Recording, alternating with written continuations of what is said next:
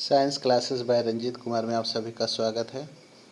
और आप सभी आज पढ़ रहे हैं material, metal and non metal, जो कि आपके क्लास 8 का केमिस्ट्री का चैप्टर 4 है। और ये एक्चुअल में आपके केमिस्ट्री का सेकंड पार्ट होता है। पहला पार्ट आपका सिंथेटिक फाइबर एंड फैब्रिक था और दूसरा part materials, metal and non metal. तो इसमें हम लोगों ने केमिकल प्रॉपर्टी पढ़ रहे थे। हम लोगों ने केमिकल प्रॉपर्टी में डिस्प्लेसमेंट हम लोगों ने पढ़ लिया था, आपको ध्यान होगा।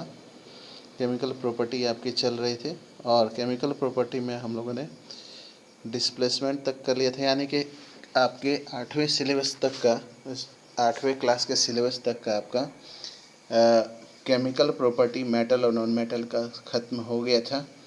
एसिड से रिएक्शन, फिर आपका बेस से रिएक्शन, यह सब हम लोगों ने पढ़ लिया था। और आज हम लोग, और डिस्प्लेसमेंट भी हम लोगों ने पढ़ लिया था।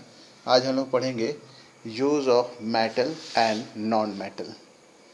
ये आपका use of metal and non metal है। तो हम लोग देखते हैं अपने आसपास, अपने चारों तरफ। You should be able to guess why metal are used in making machinery, automobiles, aeroplane, train, ये सब मेटल्स के बने होते हैं। यहाँ तक कि satellite, industries, gadget, cooking utensil, बर्तन, फिर आपके वाटर बॉयलर, ये सारे के सारे किससे बने होते हैं? ये सारे आपके बने होते हैं इस मेटल से बने होते हैं, ठीक है। Here are some interesting ones. We are sure that you will guess them right. Non-metal is essential for life. Non-metal essential होता है लाइफ के लिए। जैसे इनहेलिंग जो हम लोग करते हैं, ब्रीथिंग, ऑक्सीजन लेते हैं, ये नॉन मेटल है जो हमारे जीवन के लिए आवश्यक। इसका नॉन मेटल यूज इन फर्टिलाइज़र, फर्टिलाइज़र में भी नॉन मेटल का इस्तेमाल होता है। ये ग्रोथ ऑफ प्लांट के लिए आवश्यक है। Non metal used in water purification process. Water purification process में हम लोग नॉन मेटल्स का इस्तेमाल करते हैं। Non metal used in purple coloured solution which is applied on wound as antiseptic. तो आपको ध्यान होगा, चोट वोट लगती होगी तो कुछ आपके डिटॉल है ना, सेवलॉन, ये सब लगाए जाते हैं। ये नॉन मेटल ही होते हैं। Non metal use in crackers, Deepavali के पटाखे वगैरह आपको ध्यान होंगे। ये दीपावली के जो पटाखे होते हैं ये सब नॉन मेटल से बने होते हैं। You may add some more use of non metal yourself. ऐसे बहुत सारे यूज़ हैं जो हम लोग सोच सकते हैं जो नॉन मेटल्स के होते हैं। जैसे हम लोग खाते पीते हैं, सब नॉन मेटल ही जनरली होता है। अब यहाँ पे आपका कुछ जानकारी वाली बात है जो हम लोग ध्यान देंगे। इसके बाद मेरे ख्याल से आपका चैप्टर यह ख़त्म हो गया है। तो आज हम इस चैप्टर के अंत वाले बात को हम लोग ध्यान देंगे। यह है आपका, क्या कह रहा है? In class 7 you have learn that in a chemical reaction new substances are formed. यानी 7 क्लास में आपने पढ़ा था कि केमिकल रिएक्शन होगा तो नए सब्सटेंस बनेंगे। This substance are different from those which underwent the reaction.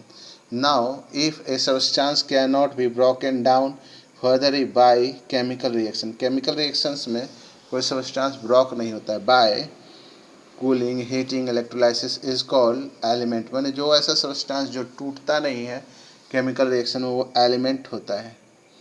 जैसे आपका sulphur, sulphur is an element, so is iron, carbon 2 is an element. The smallest unit of element is atom. यानी आपको ध्यान देना है कि सबसे छोटा जो यूनिट होता है वो एटम होता है। और a simple of an element contain only one kind of atom. यानी अगर ऑक्सीजन का एग्जांपल लेते तो ऑक्सीजन में केवल ऑक्सीजन वाले एटम होंगे। यानी किसी भी एटम में किसी भी इलेक्ट्रॉन एलिमेंट में उसी का एटम होगा और किसी का एटम नहीं होगा। The atom of an element remain unaffected by physical change in elements. Elements में कोई फिजिकल चेंज हो रहा हो तो उसके एटम में कोई बदलाव नहीं होता है। For example an atom of liquid sulphur would be exactly the same as the atom of solid और वेपर सल्फर।